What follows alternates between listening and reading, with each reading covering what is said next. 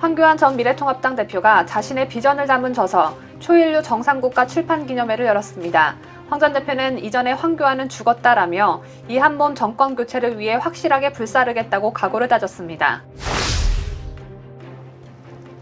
최재형 전 감사원장의 외곽지지 조직이 움직이고 있습니다. 다음 달 5일부터 서울을 기점으로 부산 등 전국에서 릴레이 지지선언 행사가 열릴 계획입니다.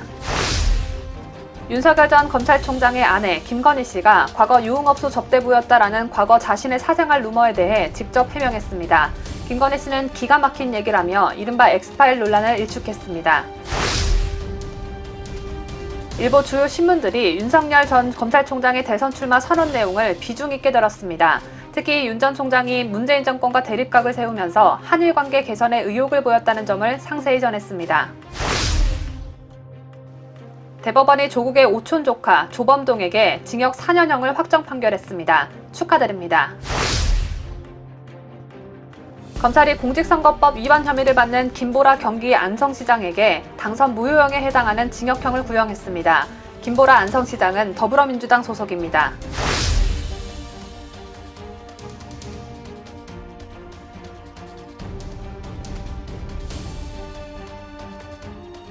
시청자 여러분 안녕하십니까? 뉴스데일리 베스트 시작합니다.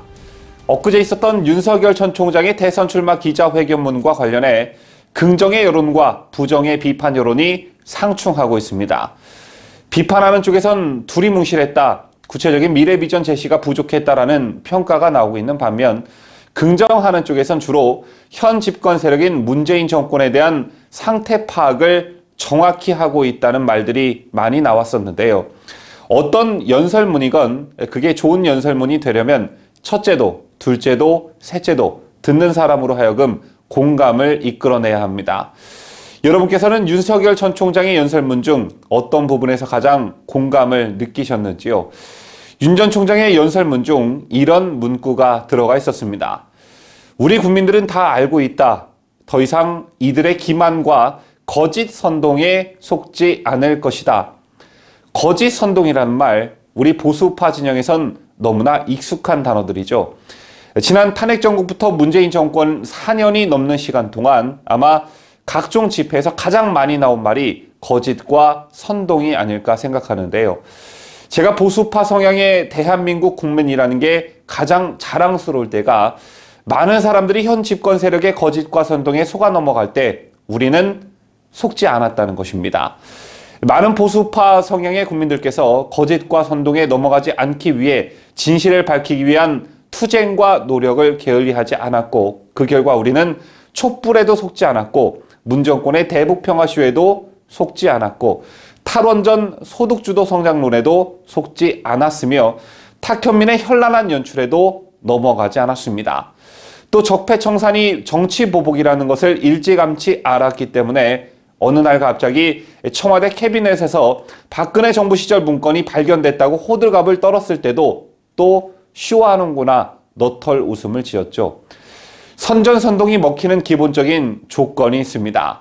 외부의 정보가 통제되는 사회, 즉 북한과 같은 정보 통제 사회이거나 국민이 현명하지 못하고 우매하거나, 그런데 우리나라는 정보 통제 사회도 아니고 국민들이 그렇게 우매하지도 않습니다.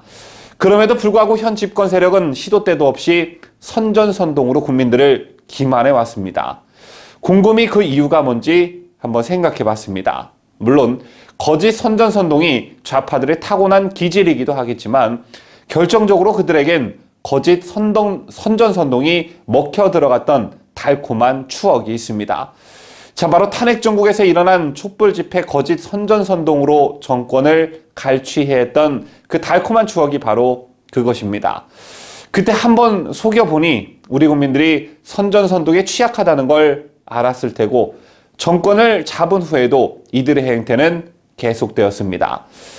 문재인이 어제 또다시 촛불 얘기를 끄집어냈습니다. 문재인은 취임 초 촛불 집회를 통해서 민주주의를 회복하고 정권 교체를 이뤘다는 사실에 대해 세계 각국이 아주 경탄을 했다며 코로나 위기 상황을 건너면서 이제는 한국의 방역 역량 또는 경제적인 역량에 대해 대단히 높게 평가하고 한국과 더 긴밀하게 협력하기를 원한다고 말했습니다. 어제 청와대에서 열린 헌법기관장 초청 오찬 간담회에서 방미와 유럽 순방 성과를 설명하면서 이렇게 말했는데요.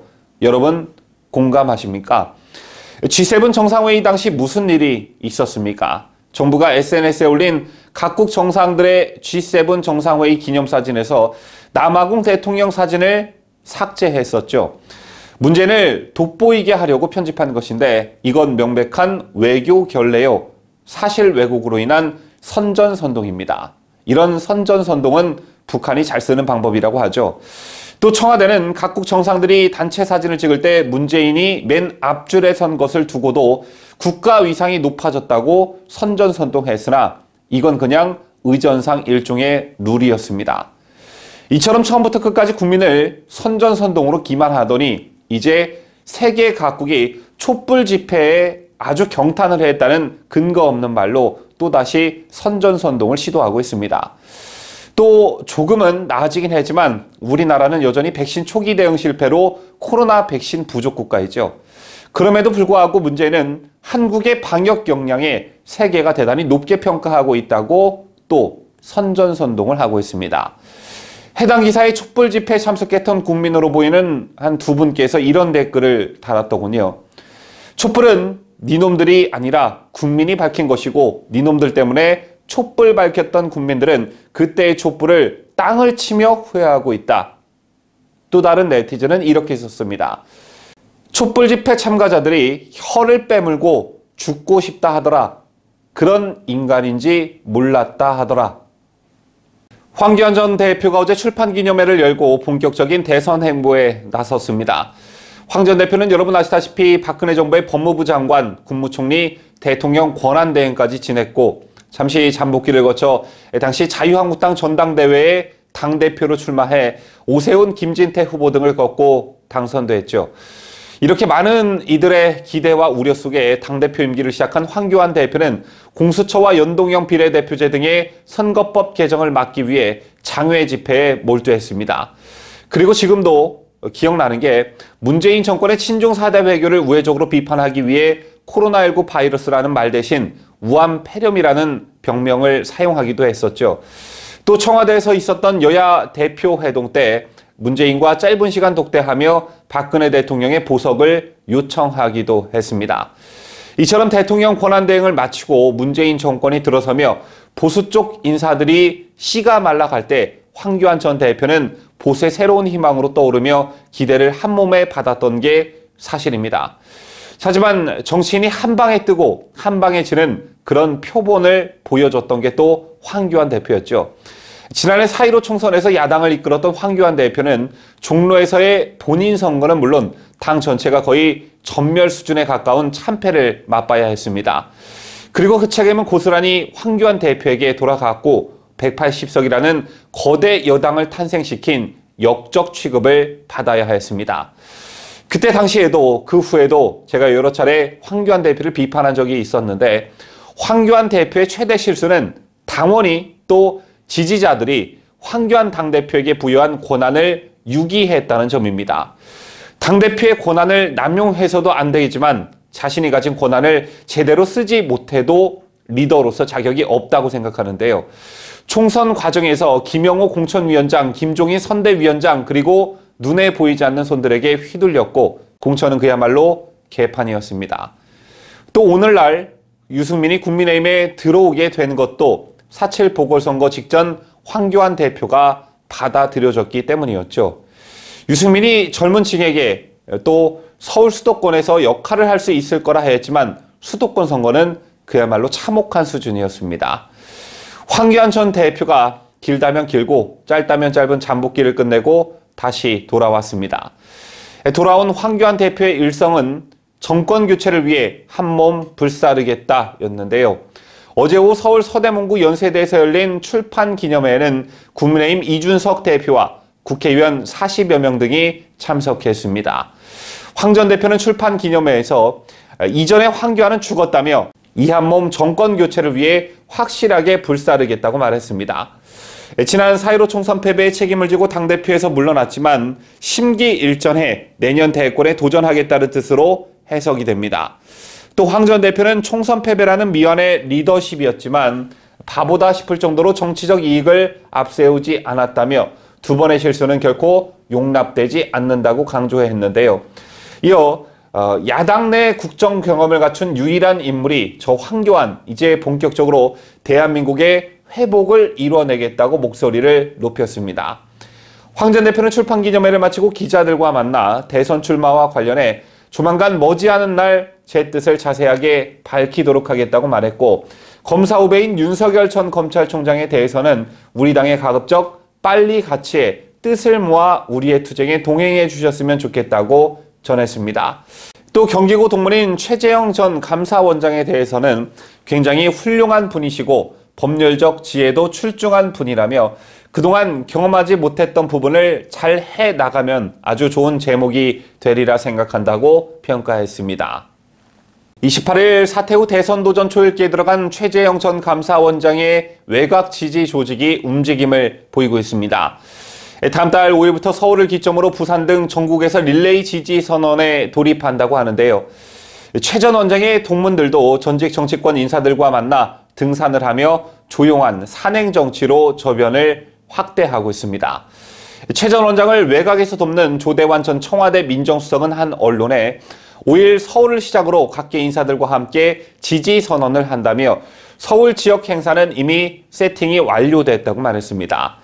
당초 학계 문화계 인사들과 시민단체 최 전 원장을 지지하는 일반 시민 등 약 1000명 규모를 예상했으나 청년층 등 참가자가 늘면서 이름을 올린 이들이 3000명에 이를 전망입니다. 이들은 서울 지역을 시작으로 PK와 그 외 다른 지역에서도 릴레이 방식으로 지지 선언 행사를 열 계획으로 알려졌습니다. 이 밖에 각계에 포진한 최 전 원장의 경기고 71회 동기, 서울대 75, 76 학번 동문 등 지인들도 전직 정치권 인사 등을 만나 산행을 하면서 도움을 요청하고 있는 것으로 알려졌습니다. 윤석열 전 검찰총장의 부인 김건희 씨가 자신의 과거 사생활과 관련한 루머에 대해 직접 해명에 나섰습니다. 이른바 윤석열 엑스파일엔 윤 전 총장의 부인이 과거 서울 강남의 유명 유흥업소에서 일했다는 내용이 포함된 것으로 알려졌죠. 이에 대해 김건희 씨는 기가 막힌 얘기라며 한간에 떠도는 소문을 일축했습니다.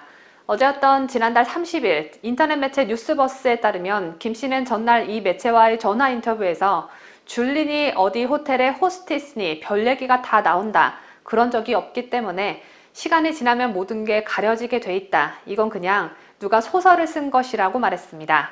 김 씨가 줄리라는 예명으로 서울 강남의 유흥주점 접객원으로 일했고 검사들과 친밀한 관계를 맺어왔다는 내용을 전면 부인한 것입니다.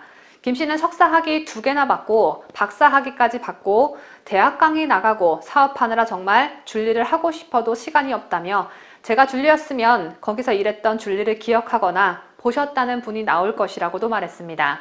윤 전 총장과 결혼하기 전에 전도유망한 유부남 검사와 동거했다는 소문에 대해서도 제 집에는 친구들도 모여 살았다. 누구랑 동거할 시간이 없는데 어떻게 누구랑 동거를 하느냐고 말했습니다.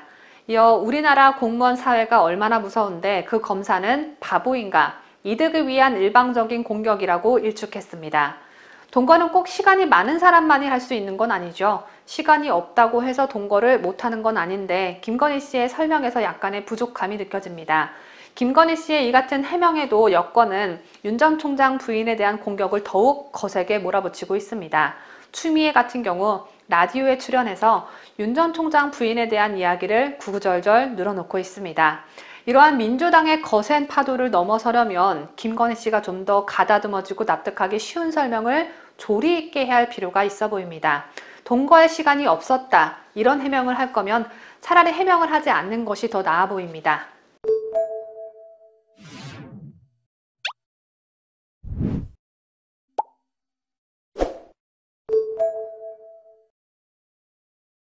윤석열 전 검찰총장이 지난 29일 대권 도전을 선언하면서 조국 전 법무부 장관이 사용한 죽창가 표현을 쓰면서 문재인 정부의 대일 외교 기조를 정면으로 비판했었죠. 그러자 여권은 망발이라면서 반발하고 있는데, 이런 가운데 일본 주요 신문들이 어제자 조간신문에서 윤석열 전 검찰총장의 대선 출마 선언 내용을 비중 있게 다뤘습니다. 특히 윤 전 총장이 문재인 정권과 대립각을 세우면서 한일 관계 개선에 의욕을 보였다는 점 등을 상세히 전했는데요. 우선 일본 최대 일간지인 요미우리 신문은 여론조사에서 차기 대통령 선호도 1위를 달리는 윤 전 총장이 문재인 정부의 대일 정책에 비판적인 입장을 보였다고 보도했습니다. 윤 전 총장이 현재 한일 관계를 회복이 불가능할 정도로 악화했다, 외교가 이념에 치우쳤다고 비판했다면서 역사의 진상은 명확하게 해야 하지만 미래 세대를 위해서는 실용적으로 협력해야 한다고 관계 개선에 의욕을 보였다고 전했습니다.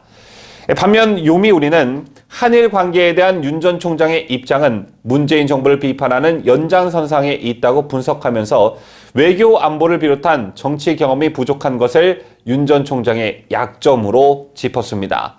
아사히 신문도 윤 전 총장이 문재인 정권과 격렬하게 대립한 것을 부각하며 윤 전 총장이 기자회견에서 정권 교체라는 단어를 7차례나 반복했다고 전했습니다. 또 한일 관계는 이념 편향이 아니라 현실주의에 입각해야 한다며 문재인 정부의 대일 외교를 비판했다고 비중 있게 보도했습니다. 마이니치 신문도 윤 전 총장이 회견에서 정권 교체의 필요성을 여러 차례 강조하면서 한일 관계 개선에도 전향적인 태도를 보였다고 보도했습니다. 한편 윤 전 총장이 출마 선언 장소로 매연 윤봉길 의사 기념관을 골랐다는 데 주목한 보도도 있었는데요. 산케이신문은 윤봉길 의사가 1932년 중국 상하이에서 일본군 순회를 향해 수류탄을 던진 인물이라고 소개하면서 윤 전 총장의 장소 선택을 친일과 선을 긋는 것으로 해석했습니다. 산케이는 일본과의 관계를 중시하는 한국의 보수 정치는 여당 진영으로부터 친일이라고 공격을 당해왔다면서 윤 전 총장은 애국을 전면에 내세워 친일과도 거리를 두려 한다고 평가했습니다. 조국이 문재인 정부의 대일 외교 기조를 강하게 비판한 윤석열 전 검찰총장에 자신이 청와대 민정수석으로 재직하던 2019년도에 들었던 반일 구호 죽창가를 또다시 꺼내들며 맞대응에 나섰습니다. 그러면서 본인이 출근한 책 홍보까지 하고 나섰는데 조국의 영혼에 덕지덕지 붙은 욕심이 반짝반짝 빛나는 순간이라고 저는 감히 평하고 싶습니다. 그렇게 못 잡아먹어 안달난 윤 전 총장 욕도 하고 본인 책 팔아서 돈도 벌고 두 마리 토끼를 이렇게 한 번에 잘 잡는 사람이 또 있을까요? 제가 뉴스를 하면서 난생 처음으로 조국에게 찬사를 보냅니다. 조국은 30일 페이스북에 동학농민혁명과 항일의병을 소재로 한 노래 죽창가 링크를 공유하며 윤석열 씨의 역사의식 없는 대선 출마 선언을 접하고 다시 올린다고 썼습니다. 윤 전 총장은 전날 대권 도전을 선언하며 한일 관계가 회복이 불가능해질 정도까지 망가졌다, 이념 편향적인 죽창가를 부르다가 여기까지 왔다고 비판한 바 있습니다. 이 말을 듣고 기분이 나빴던 조국 씨는 이날 일본 정부와 유사한 역사의식에 경악한다면서 죽창가를 올린 사람으로서 윤석열 씨에게 묻지 않을 수 없다. 귀하는 2012년 및 2018년 대법원의 강제징용 노동자 판결에 동의하나? 라고 물었습니다. 그러면서 귀하는 일본 정부가 일으킨 경제전쟁을 문재인 정부 또는 한국 대법원 탓이라고 생각하나? 귀하는 2년간의 무역전쟁 이후 한국이 이겼다는 평가가 나오는 데 대해 어떻게 생각하나? 이상은 조국의 시간에도 기술돼 있다고 덧붙였습니다. 말을 어쩌면 이렇게 능구렁이처럼 능글맞게 할 수가 있을까요? 마치 영화 예고편을 조금 보여준 후에 그 다음이 궁금하면 니네가 돈 내고 사서 봐 하는 듯합니다. 부인과 친동생 그리고 오촌 조카까지 감옥에서 거주하며 경제적 활동을 하지 못하고 있다 보니 한 집안의 가장으로서 정신적 고통이 큰가 봅니다. 사람이 가면 갈수록 추해지고 있습니다. 이날 한 고위공무원은 조 전 장관의 행동을 보면 관종 증세를 뛰어넘은 것 같다고 진단했습니다. 그러면서 왜 실익 없는 비판으로 국민을 갈라치기 하는지 모르겠다며 책 홍보가 목적이냐고 비판했습니다. 조국이 윤 전 총장을 비판하면서 자신의 책을 홍보하고 있는 사이 조국의 오촌 조카 조범동이 대법원에서 징역 4년형을 확정받았습니다. 조범동은 조국 가족이 연루된 사모펀드 의혹의 핵심으로 꼽히는 인물이죠. 조국 일가의 범죄 혐의 가운데 대법원 확정 판결이 나온 것은 이번이 처음입니다. 조국은 조국의 시간, 이런 낯간지러운 제목의 책보단 차라리 우리 가족이 감옥에 들어가기까지 이런 책 하나 쓴다면 조국의 시간보다 훨씬 더 인기 있는 도서가 되지 않을까 싶습니다. 만약 조국 본인도 감옥에 들어간다면 감옥의 시간, 이런 책도 하나 쓰시고요. 노정희 대법관의 주심으로 있는 대법원 제3부는 30일 특정경제범죄가중처벌법상 횡령 등 혐의로 기소된 조범동의 상고심에서 징역 4년에 벌금 5천만 원을 선고한 원심 판결을 확정했습니다. 대법원은 원심의 판단의 논리와 경험의 법칙을 위반해 자유심증주의의 한계를 벗어나거나 자본시장법 위반죄 성립, 횡령죄 불법 영득 일사 등에 관한 법리를 오해한 잘못이 없다고 판시했습니다.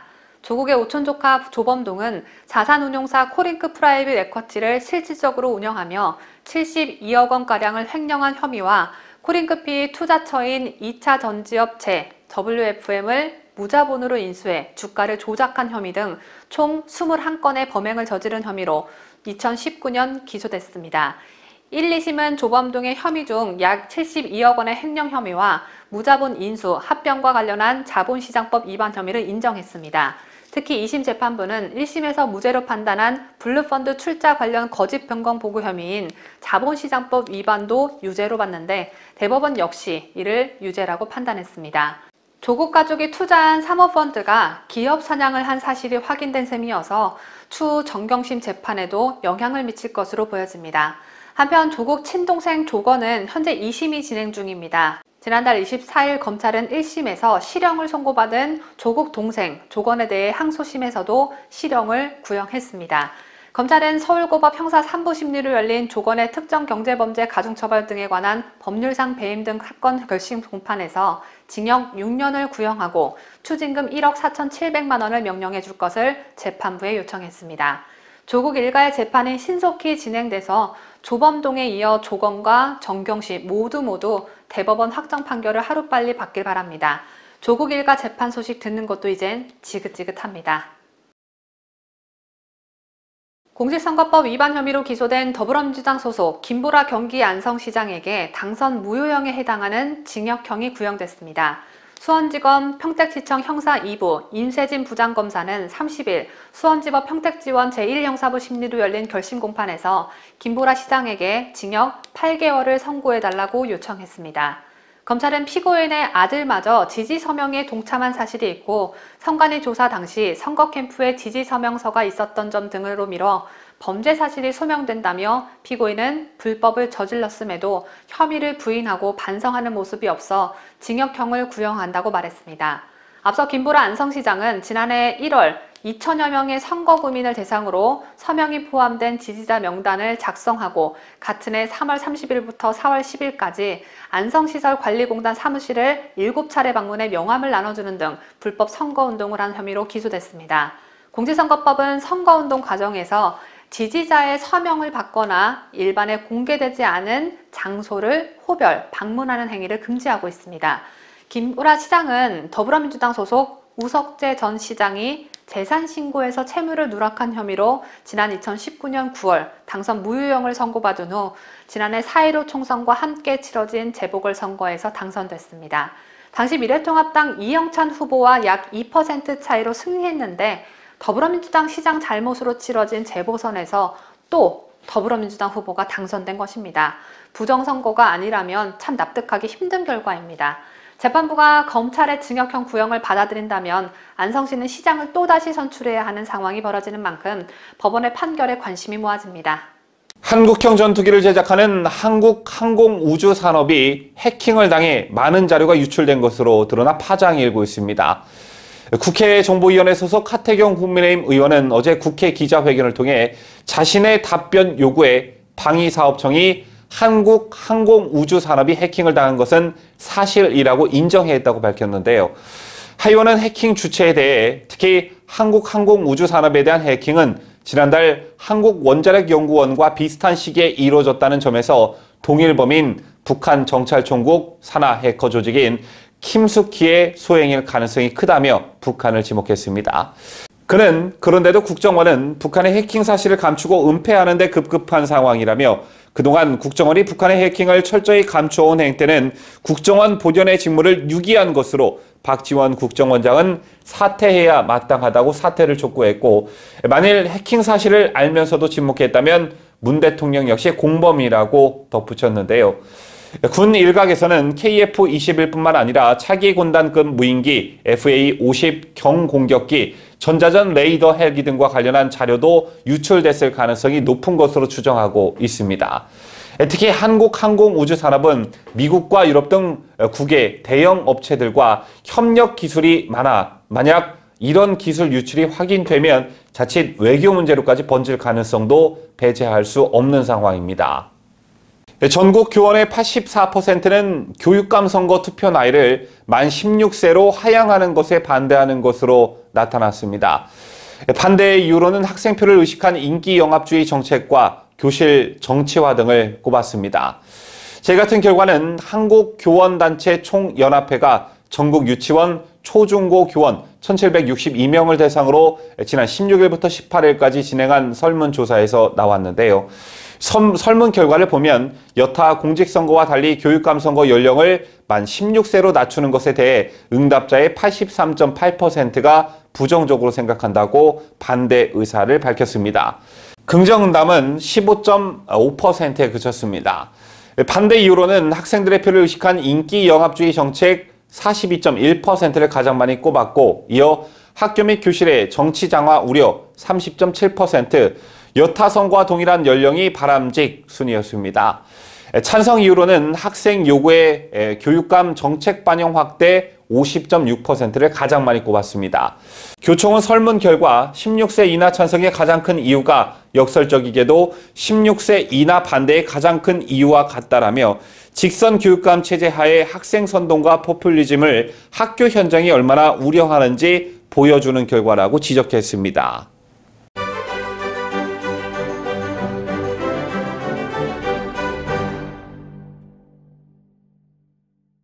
저희가 준비한 소식은 다 전해드렸습니다. 지난달 30일 종합뉴스 영상에 시청자 여러분께서 남겨주신 댓글을 소개합니다. 먼저 더듬어 만진당 달림은 영창으로 님께서 감사원장에게 집을 지키라는 인간은 문외아인가?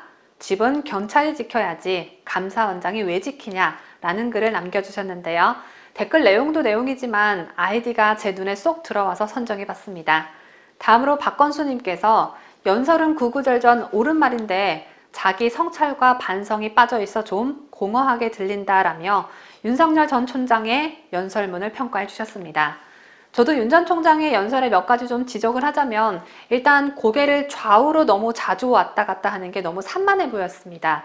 연설문 내용이 아무리 훌륭하더라도 연설하는 자세가 좋지 않으면 보는 이들로 하여금 집중력을 떨어뜨리는 요인이 되기 때문에 이 부분은 윤 전 총장이 반드시 고쳐야 할 필요가 있어 보입니다. 또 한 가지는 정치 선언이자 대선 출마를 선언하는 첫 연설문인데 어느 정도는 암기를 해서 대본을 좀 덜 보고 했더라면 더 좋았을 것 같다는 아쉬움이 있었습니다. 또 첫 문장을 본인 얘기가 아닌 국민들 제3자가 이 정부를 비판한 내용과 다짜고짜 천안함 장병 얘기로 이어진 초반부는 연설의 시작으로는 좀 부자연스럽지 않았나 생각됩니다. 오늘은 7월의 첫날입니다. 지난 한 달 동안 후원 계좌와 페이팔 그리고 유튜브 슈퍼챗을 통해 저희 채널을 후원해주신 구독자 여러분께 진심으로 감사하다는 말씀드립니다. 늘 부족한 저희 남매에게 많은 사랑을 베풀어 주신 점 올 하반기에도 변함없이 갚아 나가도록 하겠습니다. 6월보다 더 나은 7월이 되시길 바라면서 오늘 뉴스는 여기서 마치겠습니다. 끝까지 함께 해주신 여러분 대단히 고맙습니다. 뉴스데일리 베스트는 구독자 여러분의 소중한 구독료를 운영합니다. 여러분의 자발적 구독료 참여를 기다립니다.